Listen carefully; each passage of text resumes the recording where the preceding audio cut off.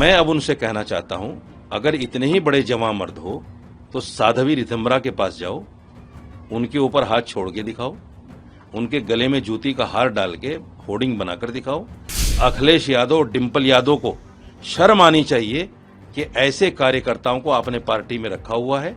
उन लोगों के खिलाफ अखिलेश यादव को भी एफआईआर करनी चाहिए जिन्होंने मेरे साथ ये हरकत की है। ये आपने बयान सुन लिया। ये एक ऐसा वर्ड है, सामने वाले को शर्म दिलाने के लिए इस तरह के वर्ड का इस्तेमाल हो जाता है। मैं ये नहीं कह रहा हूं कि साध्वी रितंबरा ने उन लोगों को नंगा कह दिया। हालांकि जो औरतें फिल्मों में काम करती हैं, जो लड़कियां, वो बिल्कुल नंगी तो नहीं होती, लेकिन उनको अधनंगा भी कहा जा सकता है और नंगा भी कहा जा सकता है।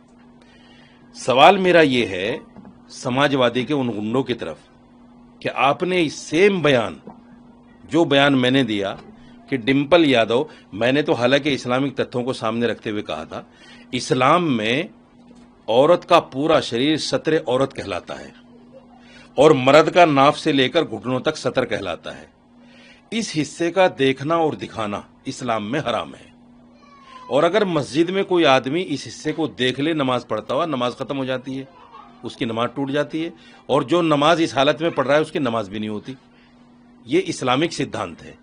मैंने इस्लामिक मर्यादाओं को और मस्जिद की मान्यताओं को सामने रखते हुए एक बयान दिया, और मैं बार बार उस पर चिल्लाता रहा कि भाई ये इस्लामिक मान्यताएं हैं, धार्मिक मान्यताएं हैं, लेकिन समाजवादी के गुंडों ने मेरी एक नहीं सुनी, और हद ये हुई कि मेरे ऊपर हाथ छोड़ दिया एक निजी चैनल पर।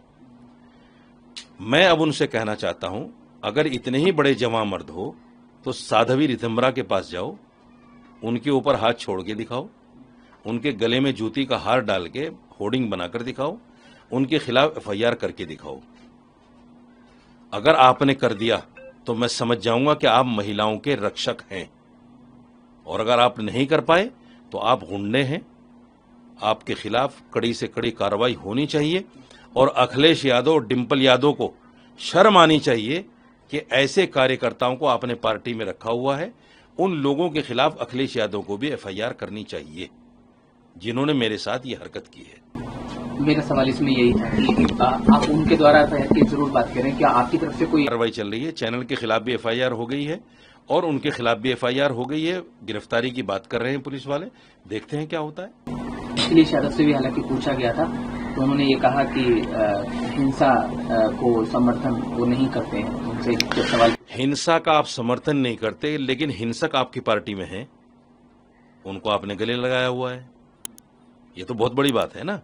आप हिंसा का समर्थन नहीं करते, लेकिन जो हिंसक हैं वो आपके कार्यकर्ता हैं। एक मेरे पास फोन आया, कोई राजेश नाम का आदमी है, मैंने कई सारे चैनलों पर भी वो चलवाया, आप कहें तो मैं आपको भी सुनवा सकता हूं। उसने मुझे कहा कि मैं प्रदेश कार्यकारिणी समाजवादी पार्टी का मेंबर हूं, और अब तो तुम्हें वहां मारा है चैनल पे, फिर हम घर में घुस के मारेंगे। ये उस गुंडे की भाषा है। धमकियां, बराबर धमकियां मिल रही हैं, बराबर धमकियां मिल रही हैं। रोज आना, सुबह से शाम तक फोन आते हैं, और समाजवादी के लोग अपना पद बता के मुझे बात करते हैं। मैं ब्लॉक अध्यक्ष हूं, मैं ब्लॉक महासचिव हूं, मैं जिला अध्यक्ष हूं, मैं फला हूं, मैं फला हूं। वो छुपाकर फोन नहीं कर रहे हैं, वो बताकर फोन कर रहे हैं कि हम समाजवादी के फला हैं। क्या इस बात की जानकारी भी आपने पुलिस को दी है? बिल्कुल पुलिस को दी है। मैंने बहुत सारे नंबर्स भी दिए हैं डीसीपी सेंट्रल को, बहुत सारे नंबर्स भी दिए हैं, उन पर भी जांच चल रही है। तो मैं ये चाहता हूं कि अखिलेश यादव अब तो सामने आ जाए। साध्वी रितंबरा को सुनने के बाद मैं आपको ये वीडियो दूंगा, आप मेरी बाइट के साथ चैनल्स को भेजिए। हालांकि सुन लिया है, लेकिन मैं फिर भी दूंगा, आप उसको भी चलवाइए, ताकि इनके सामने एक आईना आ जाए कि ये इतना बड़ा वर्ड नहीं है जितना बड़ा वर्ड आपने बनाने के बाद हिंसा आपने की है देश के अंदर। और मैं चूंकि मुसलमान था, इसलिए मेरे साथ उन्होंने ये प्रकरण किया है। इकरा हसन के साथ में जिस नापाक आदमी ने, योगेंद्र सिंह राणा ने ये कहा था मैं शादी करूंगा, और जिसने असदुद्दीन अवैसी को कहा था कि असदुद्दीन अवैसी मेरा साला होगा, उसके खिलाफ तो इन गुंडों ने कुछ नहीं किया, न उनको मारा, न उनके खिलाफ प्रदर्शन किया। और ये समाजवादी के लोग, यूजन सभा के लोग, माइनॉरिटी सेल के लोग लखनऊ में मेरे खिलाफ प्रदर्शन कर रहे हैं, मेरे होर्डिंग लगा रहे हैं जूता दिखाकर। तो ये उनके खिलाफ भी करें ना, वो भी तो एक महिला है, इकरा हसन, और समाजवादी पार्टी की एमपी भी है। तो ये सारा ये सच असल में क्या है, देखिए जो मेरे साथ हुआ मुझे उसका दुख है, लेकिन खुशी ये है कि समाजवादी का जो असली चेहरा था मुस्लिम नफरत का, वो सामने आ गया।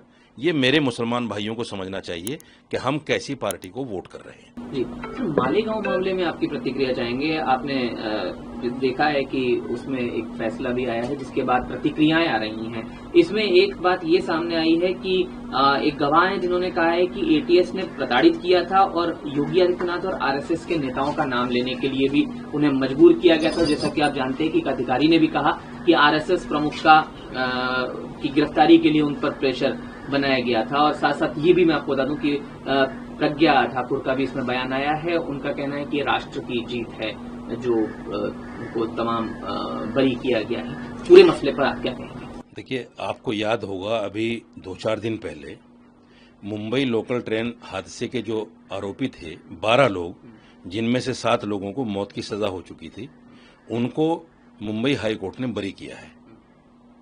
उनके वो 19 साल के बाद बरी हुए हैं और वो सारे के सारे मुसलमान हैं। आप समझिएगा जो मैं कहना चाह रहा हूं, सारे के सारे मुसलमान हैं। उनके खिलाफ जैसे ही मुंबई हाई कोर्ट का फैसला आया, उनके खिलाफ तुरंत वहां की सरकार सुप्रीम कोर्ट चली गई इस फैसले के खिलाफ।